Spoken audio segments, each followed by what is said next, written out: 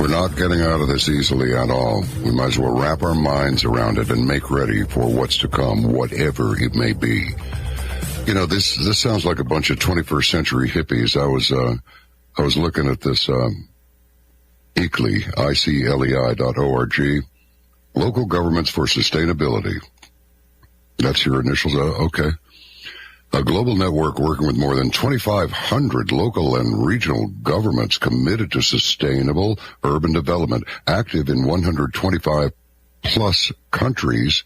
We influence sustainability policy and drive local action for low emission, nature-based, equitable, resilient, and circular development. Circular development. Wow. Seriously, they sound like a bunch of retro hippies with nothing to do except metal. But that's probably me oversimplifying, being all mean and everything as we carry on now. So, Maggie, oh, yeah. It does sound kind of idiot hippie-esque, really. Yeah, they took over all the words of the hippie language and made it sound very good. You know, people working and drawn to what the work that we're doing, they bought all of this. You know, the documents came out. It sounded really good. They thought they were going to counter poverty. And when we look at all of these sustainable development goals, nothing's gotten better for anyone ever since they took over. And that should be a track record. People should note their track record when it comes to this. Nothing is getting better with these policies. So we need to either take back the words or replace them with holistic development and true environmental stewardship, and bring back local environmental stewardship plans and programs, and take back the entire narrative. Because, you know, I'm a big believer in taking back everything. And I believe in our countries. I believe in our freedoms and our rights and improving on our government. But here in Canada, we've somewhat become quite apathetic.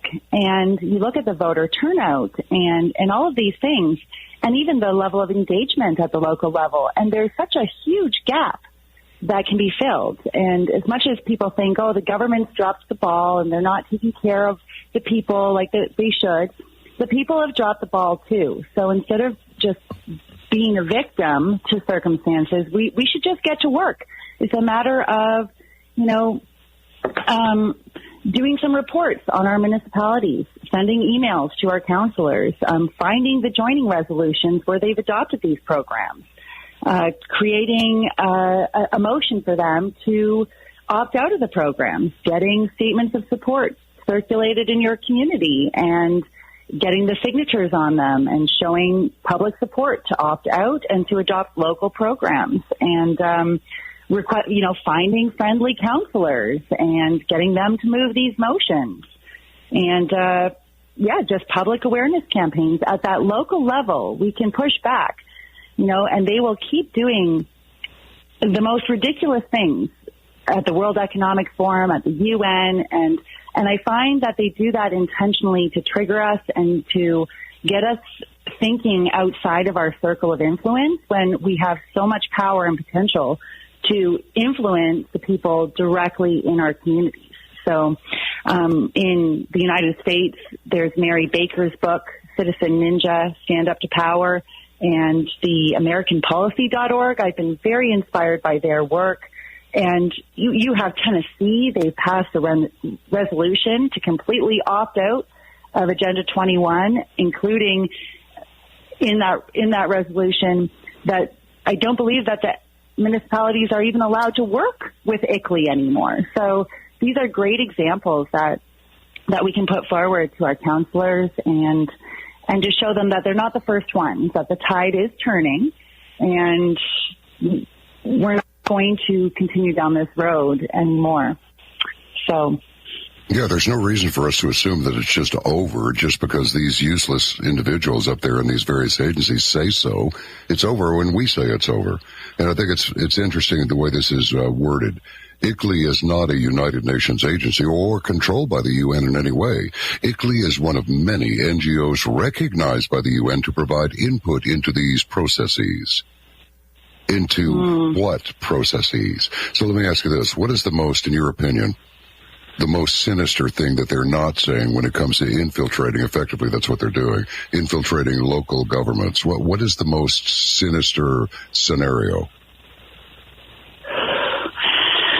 The most sinister scenario. Well, once our municipalities join on to programs connected with ICLEI, they essentially take over our municipal planning documents. So here in Canada and probably in the States, there's a 5-year plan for your municipality, a strategic plan, and they'll insert their energy reduction targets into that, and it takes over our municipal budget essentially, and then there's the official plan, and they'll have policies in that which is lowering the potential population growth in our rural areas and counting our cows and passing bylaws to make the rural property owners have their septics inspected every year so that they can collect the data on how much we're going to the bathroom every year so that they can reduce that to zero.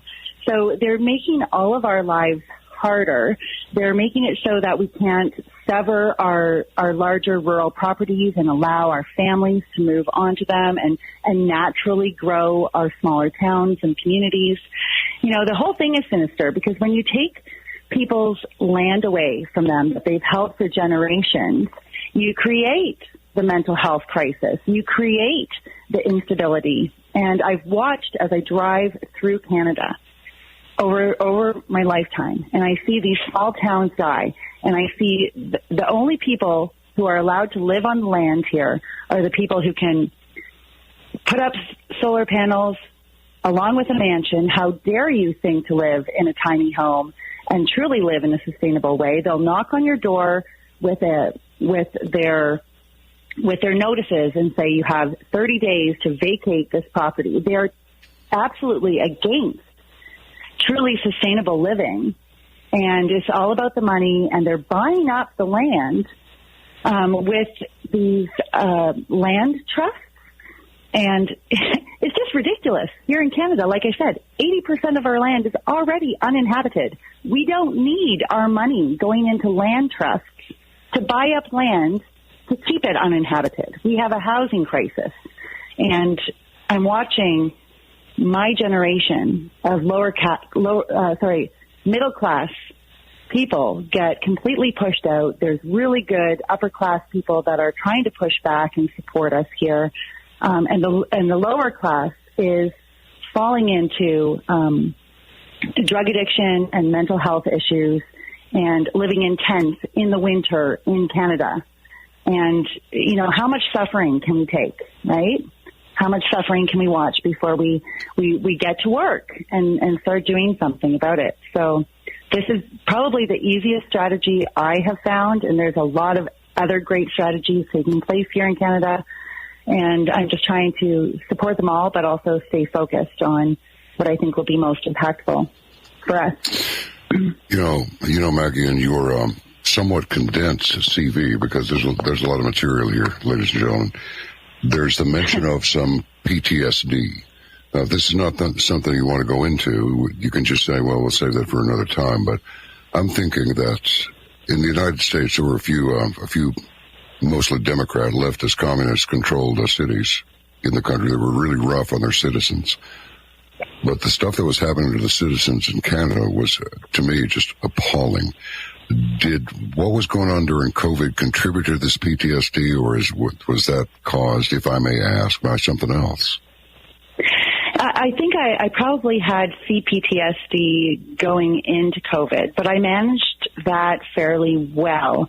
The government here in Canada and the media just launched an absolute fear campaign on its citizens. We had articles coming out in our main newspapers saying that they wished death upon the unvaccinated and to have no empathy for them. People where during the COVID times, trying to get out of the cities and to find communities that they could work within outside of the cities.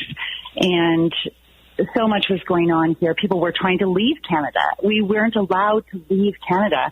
And ever since then, I truly believe, because I have left Canada since the mandates dropped, thanks to the trucker convoy. But when you leave Canada, you realize that Canada is behind an iron curtain right now of sorts.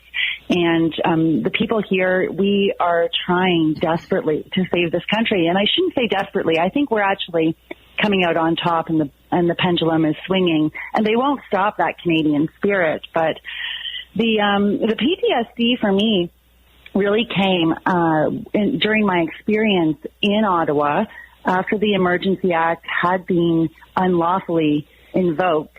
And I was on the front line on the last day when they moved in with great force and took the what they call the red zone. So the blocks around Parliament, where we had the most amazing peaceful protest for many weeks in the cold Canadian winter.